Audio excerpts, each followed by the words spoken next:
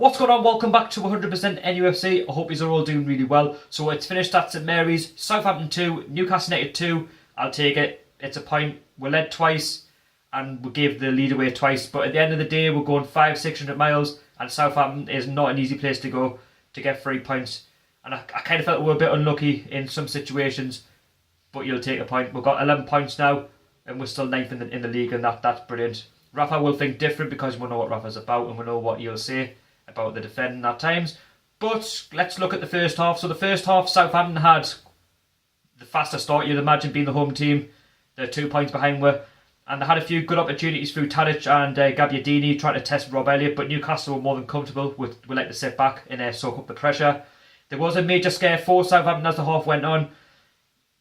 Goalkeeper Fraser Forster went to go and clear the ball, and as Perez was challenging for the ball to try and win it off Fraser Forster, he managed to hit it off Perez, and he was lucky it went for a goal kick, it went out, and that was a little bit of a scare for Newcastle, but for Southampton. Newcastle took the initiative then, had the first real opportunity which led to a goal through Hayden. So Richie picked it up on the right hand side, he crossed it in, it managed to come off Atsu, he took a shot, it deflected off Yoshida, and basically back to Hayden, he smacked it first time, and literally what a finish past Fraser Forster, beating him at his left hand side at the post.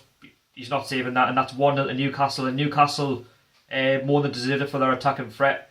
And then after that, Southampton started to build, try and build some pressure on, try and put the pressure on the back four. They were creating some opportunities through Gabbiadini and through Tadic, and Redmond was trying as well, but it just wasn't to be. Rob Elliott was more than comfortable. I felt he was comfortable in that first half, and we're more than dealt with Southampton. So that was 1-0 to Newcastle going into half time.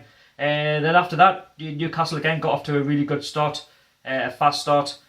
Perez had a couple of opportunities. There was most notably when Newcastle hit the crossbar.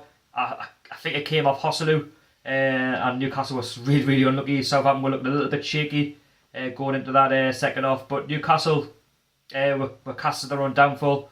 So again, Southampton put a bit of pressure on with in that second half. Gabbiadini managed to pick it up on Rob Elliott's left hand side.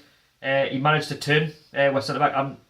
I don't get it. Like, none of our centre backs or anyone put a foot in. He was allowed just to go around the centre back, and he beat Rob Elliott at his right hand side, and it was 1-1 to Southampton. Then Southampton, when it was 1-1, they were creating some opportunities to try and take the lead. They were very unlucky with a few, and they could have been 2-1, but Newcastle more than dealt with them because of our shape, we're defensive shape, the way we play, and we like to try and play out from the back and create opportunities on the counter attack. And Newcastle then instantly responded through Perez. So Perez managed to pick up the ball on the right hand side. He originally got he picked up the ball on the right hand side. He took a shot and it came off Fraser Forster. He powered it back to Perez, who managed to hit it on an angle, and it beat him again at his forehand post. And you question the goalkeeper there. If he parries that, you don't parry it back to the striker who's already hit it at you. You try and parry it away, or try and at least parry it as far out for a corner as possible. But again, credit to Perez for reacting. And that's 2-1 to Newcastle, but Newcastle being Newcastle. The game was in a 50-50 game. Newcastle did have a few opportunities. Southampton had a few themselves. But again, bad defending. Newcastle won a counter-attack, but then Newcastle missed out. Southampton went on the counter-attack. And then there was a 1-2 played. Long got played into the box, and Lejeune committed the foul. It was a pen to Southampton. I questioned Jamal Lascelles from that opening counter-attack because he was out of position, and Lejeune, he looked lost, he was all over the place. But you can't fault the lad, he's going to learn. And it was a stonewall penalty for Southampton. Gabbiadini got his second in the game. He managed to slot it in the top right hand side of Elliott. He had absolutely no chance. And it was 2-2. Southampton then put under a bit of pressure. Beat Newcastle, we do sit back a lot, and that's how we play our football. And Southampton created opportunities. Then we created a lot of opportunities. We brought on Murphy. He was a little bit lightweight, I'm not going to lie. There was a couple of times where he should have made a forward pass, drove the ball on a little bit more, but he's going to learn. He's only a young lad. And we had a really couple of good opportunities, a couple of deflections, which could have went for a corner. But the overall game, I felt that Newcastle could have got the 3 points, but I'm not kidding myself, it's a point. We'll move on now to Crystal Palace. They got a really good result yesterday against Chelsea, so it's going to be another tough game, but we are expected probably to win.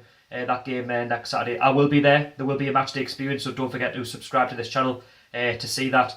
And again, I'm not going to argue with the point that, you know, you're going 500-600 miles, and Southampton are probably going to be there and thereabouts at the end of the season, and hopefully the way we play, we will be there and thereabouts come the end of the season. But, you know, it was a battling performance by the lads. We scored some great goals. You know, we're scoring goals away from home, and that's all we care about. You know, as long as you try and we'll put maximum effort in the day. And yes, Rafa will be a little bit frustrated that, you know, they let the lead slip twice, but that happens in the Premier League. You let me know what you thought about the game if you watched it. Also, let me know who your man of the match was for Newcastle. And yeah, again, don't forget to subscribe to this channel. Don't forget to check all my social media down below in the description. Yeah, thank you very much for watching. I'll see you all later. Away the lads, and peace out.